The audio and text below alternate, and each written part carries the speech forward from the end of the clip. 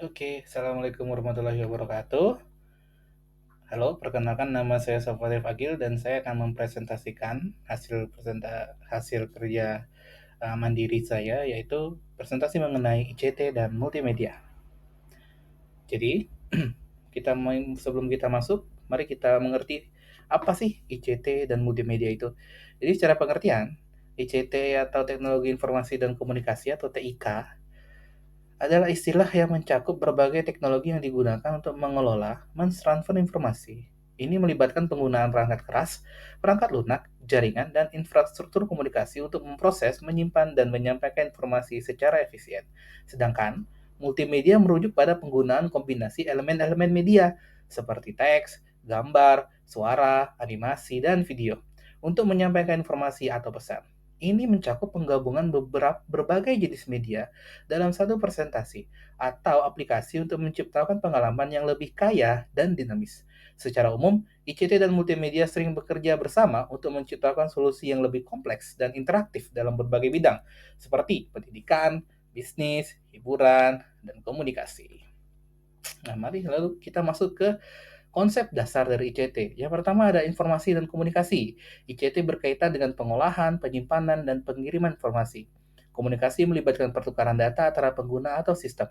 Yang kedua, teknologi, penggunaan perangkat keras dan penggunaan perangkat lunak untuk memproses dan mengelola informasi, jaringan komputer dan internet sebagai bagian integral dari teknologi ICT. Yang ketiga, sistem informasi, pengorganisasian dan pengelolaan informasi dalam suatu organisasi atau lingkungan, pendekatan sistem untuk merancang, mengembangkan, dan mengelola sistem informasi.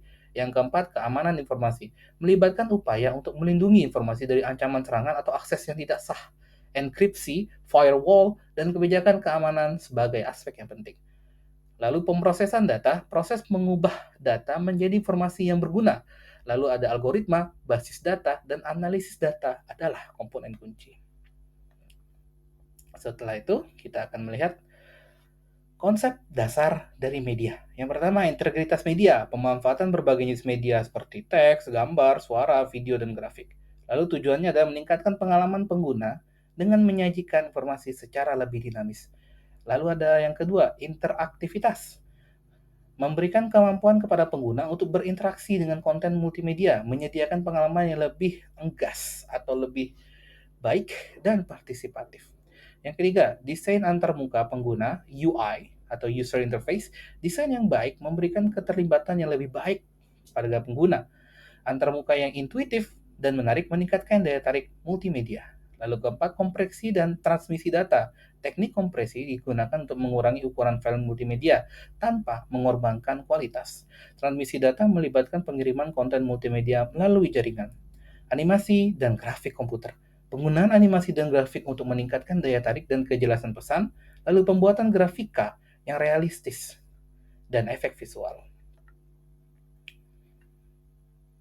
Lalu, apa sih manfaat dari ICT dan multimedia ini? Yang pertama, untuk memotivasi pembelajaran. Multimedia memungkinkan penyajian konten pembelajaran dalam bentuk lebih dinamis, dan menarik, menggunakan teks, gambar, suara, dan video. Lalu, konten yang bervariasi dapat meningkatkan pemahaman siswa terhadap materi pembelajaran. Yang kedua, interaktivitas dan keterlibatan siswa. Penggunaan teknologi interaktif dan multimedia dapat memungkinkan siswa berpartisipasi aktif dalam proses pembelajaran. Aktivitas interaktif seperti simulasi, permainan pendidikan, dan diskusi online dapat meningkatkan keterlibatan siswa. Lalu, pemahaman konsep yang lebih baik. Multimedia dapat membantu siswa memahami konsep abstrak dengan lebih baik melalui representasi visual dan audio yang mendukung. Grafik, animasi, dan video dapat membantu mengilustrasikan konsep-konsep yang sulit. Lalu, ada lagi manfaat lainnya, yaitu kemudahan akses informasi. ICT memungkinkan akses cepat dan mudah terhadap sumber daya pendidikan online dan transfer informasi digital. Internet dan database elektronik dapat membantu siswa dan guru mendapatkan informasi yang relevan. Lalu pembelajaran keterampilan teknologi. Penggunaan ICT dan multimedia membantu siswa mengembangkan keterampilan teknologi yang penting untuk kehidupan modern. Pemahaman tentang penggunaan perangkat keras, perangkat lunak, dan navigasi online menjadi keterampilan tambahan. Lalu ada banyak sekali ya, fleksibilitas dan dukungan pembelajaran mandiri. Penggunaan materi pembelajaran digital memungkinkan siswa untuk belajar secara mandiri dan beradaptasi dengan ritme belajar masing-masing. Sumber daya online dapat memberikan dukungan tambahan untuk pembelajaran di luar kelas. Kemampuan kolaborasi. ICT mendukung kolaborasi antara siswa melalui proyek bersama seperti diskusi online dan platform kolaboratif. Kolaborasi ini membantu pengembangan keterampilan sosial dan tim. Lalu persiapan untuk dunia kerja. Penggunaan ICT memberikan siswa pengalaman dengan teknologi yang umum digunakan di dunia kerja. Keterampilan digital yang diperoleh dapat menjadi modal berharga saat memasuki pasar kerja. Terima kasih banyak atas perhatiannya. Saya akhiri presentasi saya hari ini. Wabillahi taufiq wa hidayah. Wassalamualaikum warahmatullahi wabarakatuh. Terima kasih.